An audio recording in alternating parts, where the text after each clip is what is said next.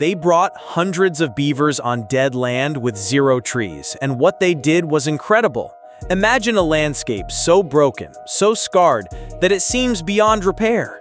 Picture a vast stretch of land with no trees, where the earth is cracked and dry. The rivers that once flowed here are now just deep, ugly gashes in the ground, carrying water away so fast that nothing has a chance to drink. This is a place where life is given up. Now, what if I told you that the solution to healing this land wasn't a multi-million-dollar engineering project? What if the solution was beavers? Hundreds of them, released into an environment with nothing for them to build with.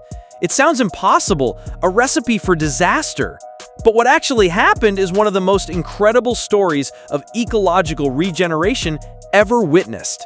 Stay with us as we uncover how these furry engineers accomplished the impossible and turned a desert back into a paradise.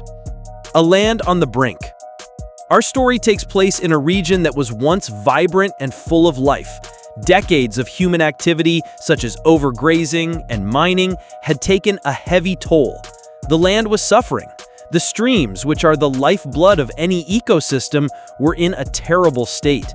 Instead of meandering gently across the landscape, they had become deep, straight channels. When it rained, water would rush through these channels like a fire hose, eroding the banks and taking precious topsoil with it. The water didn't have time to soak into the ground. As a result, the land around these streams became desperately dry. The water table, which is the underground level of water, dropped lower and lower.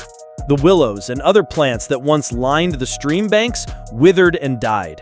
Without plants, the insects, birds, fish, and other animals that depended on them also disappeared. The land was silent, barren, and for all intents and purposes, it was dying. A radical and risky idea. For years, people tried to fix the problem using traditional methods. They built structures out of rock and concrete to try and slow the water down, but these were expensive and often failed. The land just didn't seem to want to heal. Then, a group of scientists and conservationists came up with an idea that many people thought was crazy. Their plan was to reintroduce beavers to the area. The big question, of course, was how could beavers possibly survive, let alone thrive, in a place with no trees and very few plants? Beavers are famous for one thing: building dams out of wood. Without wood, what could they possibly do? It was a huge gamble.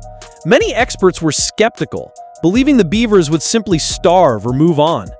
But the team behind the project had faith in the remarkable resilience of nature and in the instincts of these incredible animals. The arrival of nature's engineers. So, the project began. Hundreds of beavers were carefully captured from other areas where they were plentiful and were relocated to these barren streams. It was a strange sight, releasing these animals, known for their love of lush, watery environments, into a dry and desolate landscape. To give them a helping hand, the scientists did something clever. They built a few simple man-made structures in the stream that mimicked the start of a beaver dam. These are called beaver dam analogs, or BDAs. They were just simple posts woven with willows designed to slow the water down just a little bit. They weren't meant to be a permanent solution. They were an invitation. They were a message to the beavers saying, here is a good place to start working. The beavers, driven by an instinct perfected over millions of years, understood the message. They immediately got to work. The first signs of change. The beavers couldn't find large trees, but that didn't stop them. They began using whatever they could find: small shrubs, mud, rocks, and the very structures the scientists had provided. They started building their dams, small at first, but incredibly effective. For the first time in decades, the rush of water in the streams began to slow down. Ponds, small and shallow, began to form behind the new dams. This was the first critical step in the healing process. Instead of racing away, the water was now held on the land. It began to spread out from the narrow channel, seeping into the dry, thirsty banks. It was like the land was taking its first long drink of water after years of thirst. The change was not just visible, you could feel it. The air felt a little more humid, and the silence began to be broken by the gentle sound of trickling water. The green explosion. What happened next was nothing short of miraculous. The water, now held in the soil by the beaver ponds, began to raise the underground water table. Seeds of plants like willows and aspens, which had been lying dormant in the dry soil for years, suddenly had the moisture they needed to sprout. It was like a hidden garden was just waiting for the right conditions to burst forth. Within a single season, the bare, brown stream banks started to show patches of green. Young willow shoots began to poke through the soil. These were the very plants the beavers needed for food and for building even bigger and better dams. In a perfect cycle, the beavers' work created the exact resources they needed to continue their work. The more dams they built, the more water was stored, which meant more willows could grow. And the more willows that grew, the more food and building material the beavers had. The landscape was beginning to heal itself. An entire ecosystem reborn. The return of water and plants had a domino effect that rippled through the entire ecosystem. The new willow thickets provided shade, cooling the water in the streams. This made the water a perfect home for native fish like the threatened Lahontan cutthroat trout, which began to return in huge numbers. The slow-moving ponds became nurseries for frogs, dragonflies, and countless other insects. This explosion of insect life attracted birds. Songbirds, once absent from the silent landscape, returned to build their nests in the growing shrubs. Ducks and other waterfowl began using the beaver ponds as resting spots during their long migrations. Soon larger animals followed.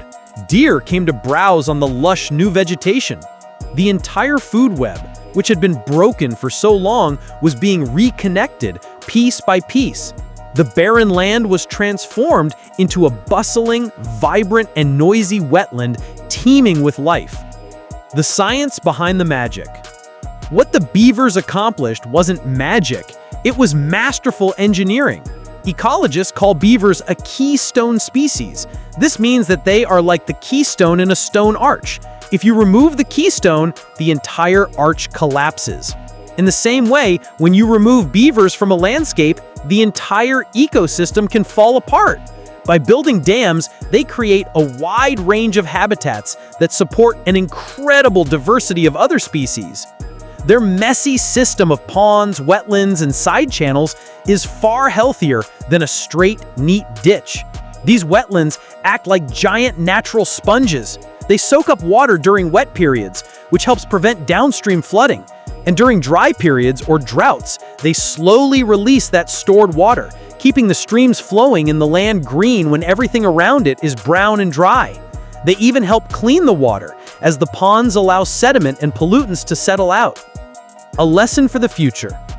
The incredible story of these beavers offers a powerful lesson for all of us. It shows that sometimes the best solutions to our biggest environmental problems are not found in complex technology, but in nature itself. By understanding and working with natural processes, we can heal damaged landscapes in ways that are more effective, less expensive, and more sustainable than traditional engineering. This project has become a model for restoration projects all over the world, inspiring people to look at beavers not as pests, but as essential partners in creating healthy, resilient ecosystems. It is a story of hope. It proves that even when a place seems lost forever, it is never too late.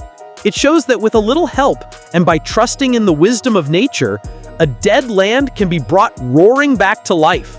The work of these furry little engineers is a beautiful reminder of the immense power of nature to heal and restore, if we only give it the chance.